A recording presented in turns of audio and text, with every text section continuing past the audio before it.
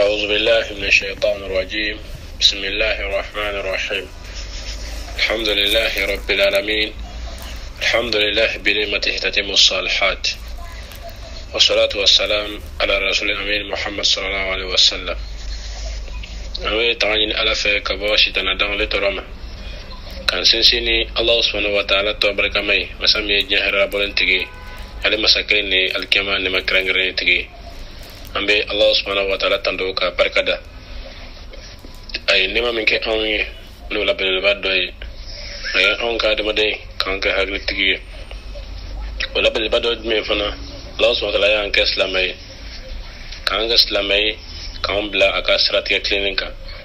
بين الله سبحانه وتعالى يا ربي على كان بلوس لمنكا على كان فتو لمنكا على كان كذا على كان لا كذا على كان فرجون كذا لونكا على كان جماعي ميمي مقبل كذا سرقة أمي الله سبحانه وتعالى تندو كوسبة كتندو أي نما منك أونكا ما كمان بي كل بفيلا وتراسيغا تينسراي والما تينسرا بقى يفونينه nga udulu kuntiga sika yele katubu ala sondaraga yemana kanko masamin ni wala kambo belaje fili kono bayna ala fa ya rabbi ala kan balu stamenka ala kan kanda ala kan le meno jidi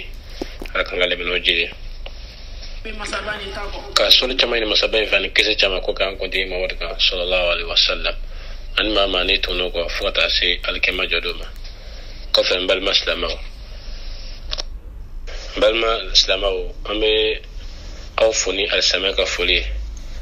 كفن نوي السلام عليكم ورحمه الله وبركاته كفن اي نغالي منك امي ما فهم بلا كي دادو نغالي نما برج نفو منو يما فكي دادو لانغا ومسكا بو امي بفو كا يعني الله سبحانه وتعالى في الدين فما يكون ما رساله كو دي ام برج نما chana nga malmatu bora ka kuma chama fo ye ambi Allah subhanahu wa ta'ala tadu ka donga fo baka islamia fabia baka islamia baka famia ala sable ala ka lonna fama de ambera jeni ma ya rabbi anga nyingale fafla ko yimi ko ma nyingale nyuma ya fenjume nyuma ya o fenjume alhamdulillah نفلك نمايا هو أن تعبد الله كأنك تراه فإن لم تكن تراه فإنه يراك نمايا فين مي هذا ما دي نيكاس لمايا نا أيتا بوبويا كسبة كي كلمني يا كوكو كي بول يكلمني يا كوكو كسبة ابن نمايا سراليكا ابن نمايا أيتا بوكو نسلاميلا نمايا فين مي إك ألباتو ibe alabato fenfenke akable zuna kafo ko ala nyambila de ni be nyima fenfen kala kake Allah subhanahu wa ta'ala kama kado kafo kala nyambila ni be fenfen kala isemi ko ke ala be ala nyambila de ala ba do isefemi ala ba don e ka kene ibe sika ala batu kanya ibe sika ninke ibe sika ninke iko kene mbila ode iko di ala ko sarafe ikado ka foka ala nyambila hakilna nymo bila ika hakilna nymo no iko lu di islamia bisika fonso ro tuamna ala ba do ko bila ni make ala nyambila ikado ka foka ala nyambila ikada hada bila jenina na fulumbi ko ado ka fo ala ba do ko na fulumbi ko ala ba do ni se ye bisika nke ni mo ke okay iko ke ka do ka fukala nyambila de ike sili awati la do ka fukala nyambila ibe ala batu fenfenke abli hakila ka fukala nyambila de nga ne ya abli hakila ka fukala nyanti la kinye fa in lam takun tarahu ne ya abli hakila ka fo kumi nyanti alala ni fami jayboke kumi enyante alala ni fami jayboke ala do nyambila de ala nyambila abli hakilla kanyumanya ika ko bela jenena ika fem bela jenena ka fokala nyambila isra alanye isiku damirala iki seke iki farasugo ika la bara dine la baralla ika namvolo ika do dine la baralla ika hakilla nyuma ika doni ika do silamɛya diinɛ la baara la ni maa min ka bato etape sera nin ma a bɛ fɔ o ma ko ɲumankɛla ala sɔnna la ko inna allaha yuhibbul muhsinin inna allaha ma'al muhsinin ala sɔnna la ko ɲumankɛlaw ka di ala sɔnna la dɛ a ko tuguni ko ala bɛ ɲumankɛlaw fɛ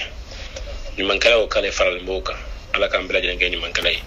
silamɛya etape min filɛ nin a martaba min filɛ nin ala ka nin lemina di ne ni aw kelen kelen bɛɛ lajɛlen ma k'a fɔ i ka ala bato i n'a fɔ ala la ɲɛ b'i la i ka ala bato ka na ka taara i n'a fɔ i ɲɛ bɛ ala la i ka ala bato k'a fɔ i n'a fɔ ala yɛrɛ filɛ nin i yɛrɛ ɲɛ b'a la panparanpa i n'a fɔ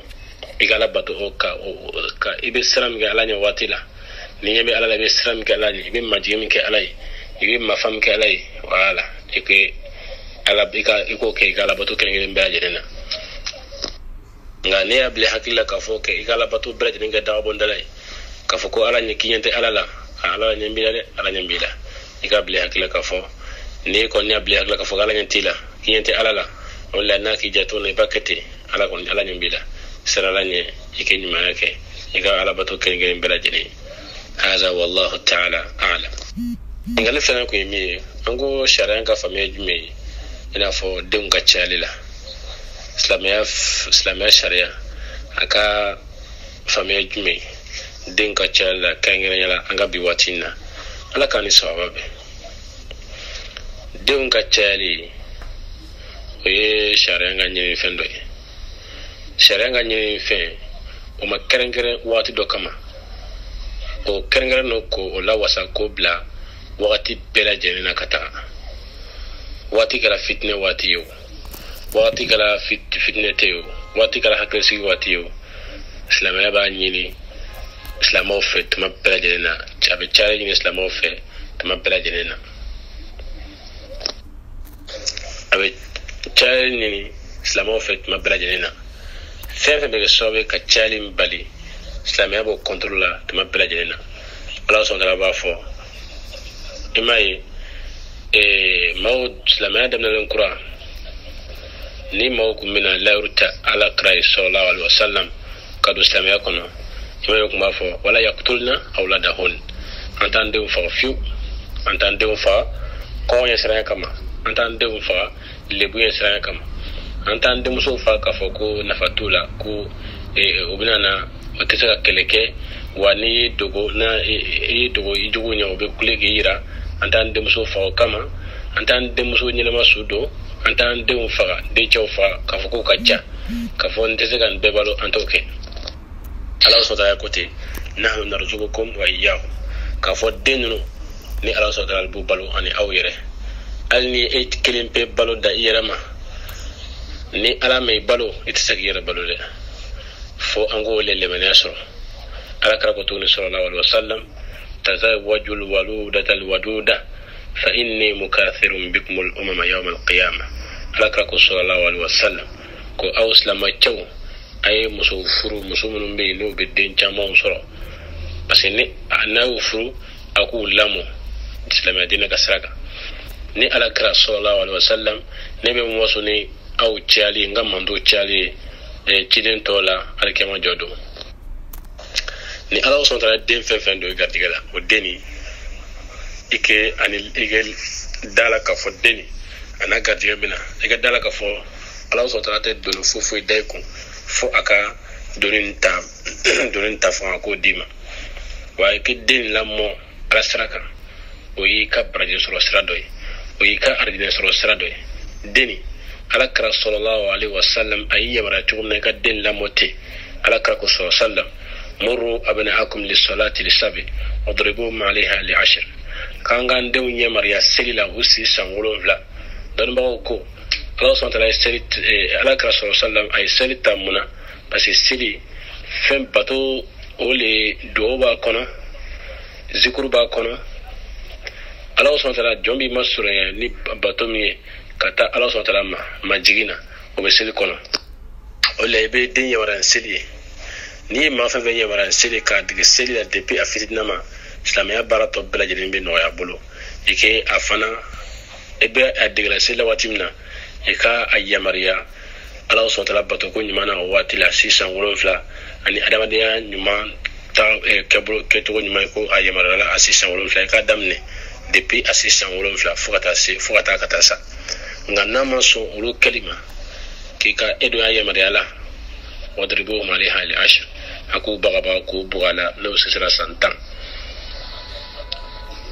den chali ni ay ka fo abega kolola si on changma bi mami kanga manzo kanga joro mike oli joro bla oli gala sobi don chena oli gala sobi den chamambe orete anakundo dunia kono oli gala sobi don filla ukadambema don filla ufa ukadenema ni dinemi uja obodo kono ni dambe mi uja obo dambeta muna parce que mansa yo joro bla amayna Allah subhanahu wa ta'ala ala ka fami ko mandama wajibi lo mansa kelengelen berajenika e ka se ko fe ke ka jorota e ka devoir mi ko ke Allah subhanahu wa ta'ala isarana korona kono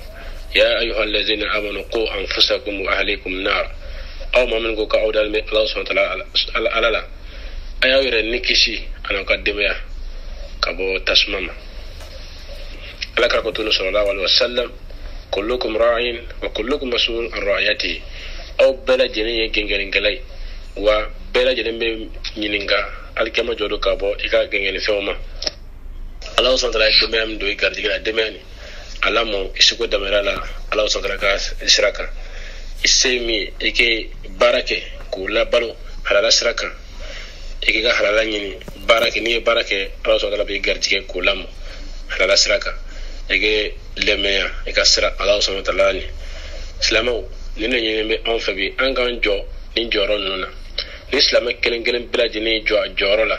ni islam kan la ni funke o pratique funke o kenga tabule na on bilaji ni o sirata bi bay ka fo yere mabena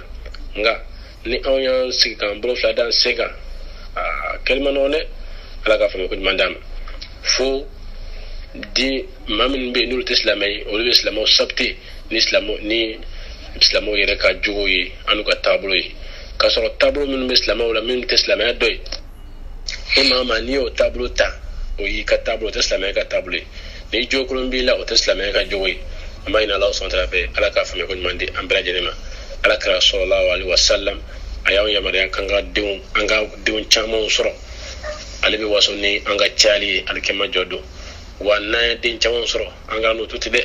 angu lamo islamo ka siraka an joro mi yanko ke la yukallifu Allah nafsan illa wus'aha istitimi ala timna no de ala ka fa me ko mandi amra jelema ni ngale sabana ko fami o ka fo go kerengere nyara islam musu o ka famiya jumenye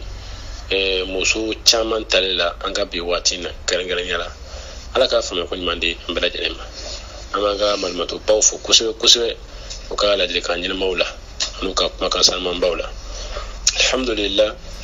musu chaman tali oye sharia Allah subhanahu wa ta'ala mi sharia mi bla chauka Allah subhanahu wa ta'ala fukurana kono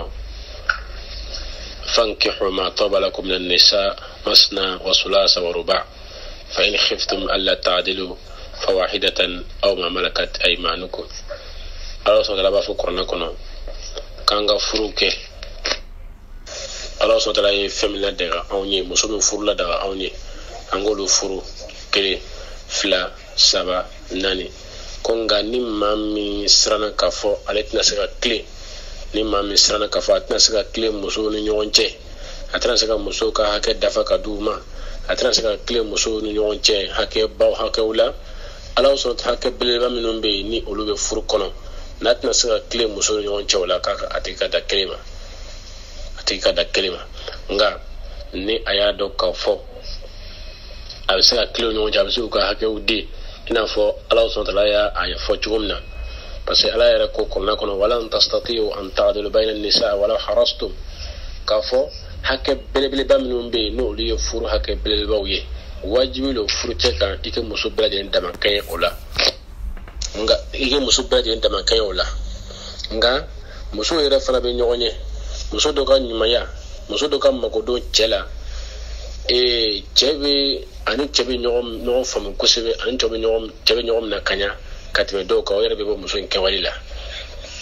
nga o kawal min flawe e kana no da kene kan muso to nyene ala tim ne noye o e ala ko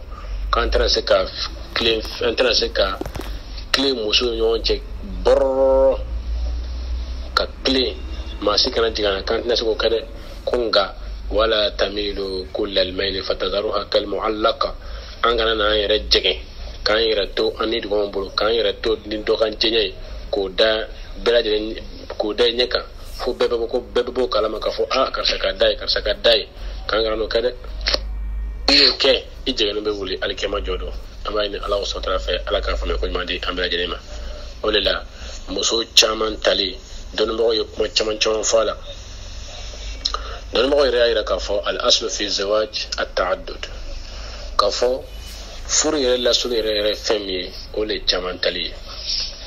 ala ka ko sallallahu alaihi wasallam kale mantona heremay mantu ma joni min be muso chaman ta wa kala ka fo tuguni ko ma ba ole be muso boni ma ni ko ole be muso doya kala gi sarana tuguni ka ala ka kuma kala bana ko ka bi sara auna ni muso ka hakaire abi sara auna ni muso ka hakai ko kala ka alla de ka labawni ay mi fo aka wati la mauna ole la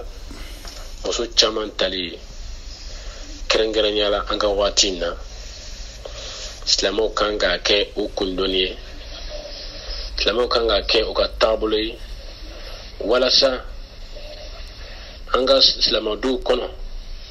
wala sa islamo du biseka jokanya chuamna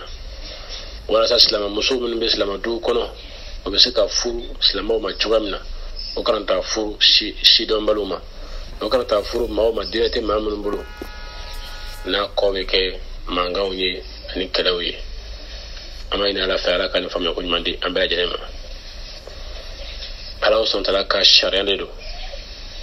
nga sharia min do ana konso be nyona fu bela jenene ko do ana konso be nyona no e klini hakke bele bawla ala son tala hakke bambe sigi fur ko nan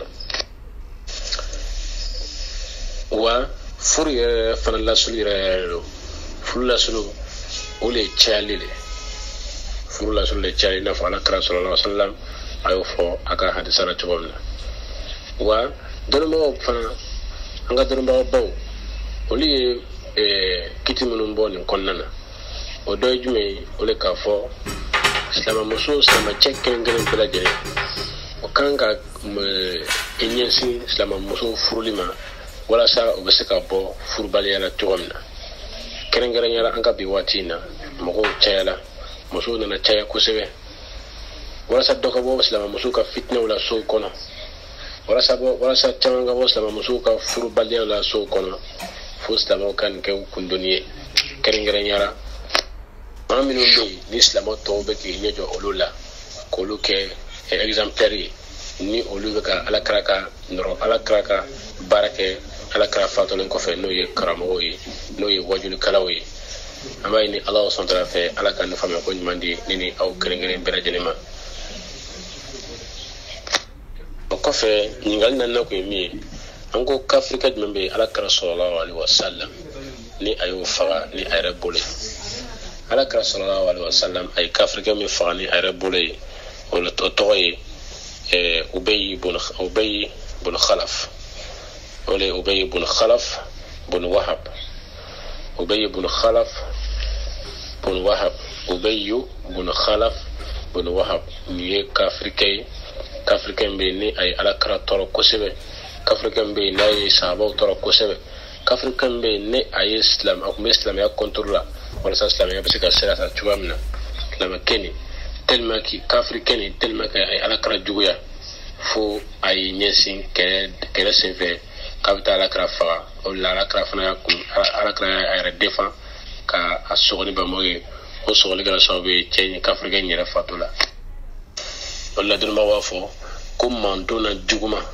kafir lo juguma mandona kwango ko chide no do ulu fa